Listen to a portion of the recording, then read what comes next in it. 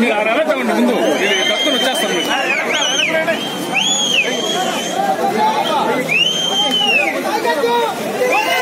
అరే మనోళ్ళు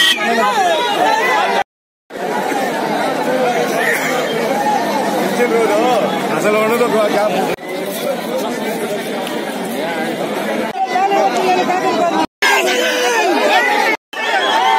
ఆగండి సార్. రేపు ఎలక్షన్ లో ఎంతమంది ఓటు చేశారనేటువంటిది 5 నియోజకవర్గాలు ఉన్నాయి. సర్వేపల్లిలో మొదలకూరు, మనబోలు, వెంకటాచలం, ముత్తుకూరు, తోటపల్లి, గూడూరు 5 మండలాల్లో కూడా భారీ మెజారిటీ సాధించబోతున్నాం. ఈరోజు దానికి సంబంధించి నేను ఇప్పుడు కూడా పద్ధతి పెట్టుకున్నాను. ఏదైనా నామినేషన్ వెళ్ళాలంటే ఒక పద్ధతి పాటించాలి. 2014లో పాటించా, 2019లో పాటించా. మొదలకూరు మండలం నుంచి 5 మండలాలు ఉన్నాయి, 5 మందిని అనుమతిస్తారు. కాబట్టి మొదలకూరు మండలం నుంచి ఓసీగా నేను అభ్యర్థిగా పోటీ చేస్తున్నాను కాబట్టి మొదలకూరు మండలం నుంచి నేను వచ్చాను.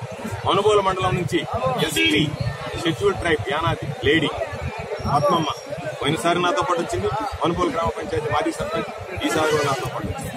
వెంకటాచలం జెడ్పీటీసీ బీసీ మందుల వెంకటశేష పోయినసారి తీసుకెళ్లాం, ఈసారి కూడా మరలా నాతో పాటు వచ్చింది.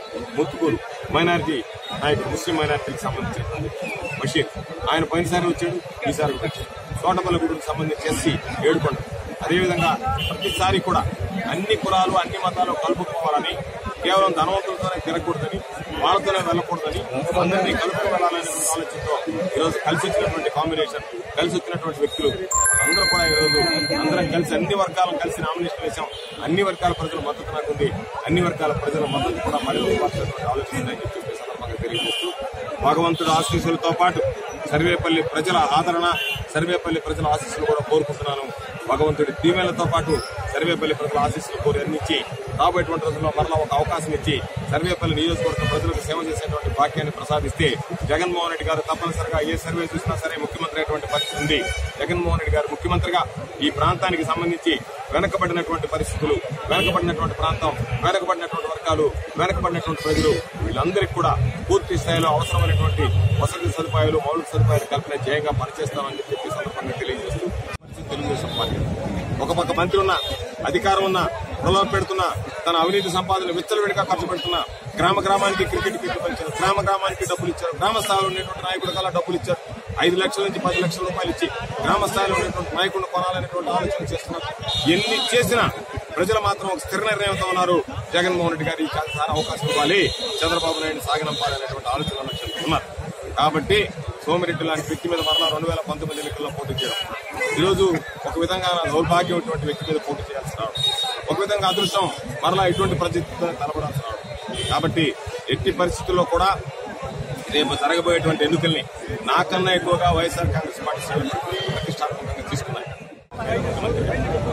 అయినా సరే పార్టీని మారమని ప్రేరేపించారు, ప్రలోభ పెట్టారు. తల్లిపాలు దాకి రొమ్ము కుట్టేటువంటి నీచులను కాదు. కాబట్టి జగన్మోహన్ రెడ్డి గారు 2014లో బీఫార్ నుంచి గెలిపించాడు. 2019 వరకు ఆయన వెంట నడిచాం.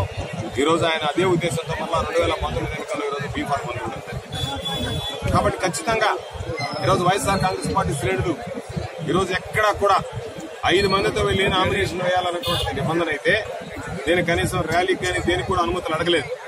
కారణం సింపుల్ గా నామినేషన్ వేద్దామనంటే ఈ రోజు నేను నామినేషన్ వేస్తున్నానని తెలిసి వేలాదిగా ప్రజలు తరలి వచ్చారు అంటే నా పట్ల, జగన్మోహన్ రెడ్డి గారి పట్ల వారికి ఉన్నటువంటి ప్రేమ, అభిమానం ఈరోజు మనం అర్థం చేసుకోగలం. సర్వేపల్లి నియోజకవర్గంలో వైఎస్ఆర్ కాంగ్రెస్ పార్టీ ఈరోజు తిరిగేటువంటి శక్తిగా తయారైంది.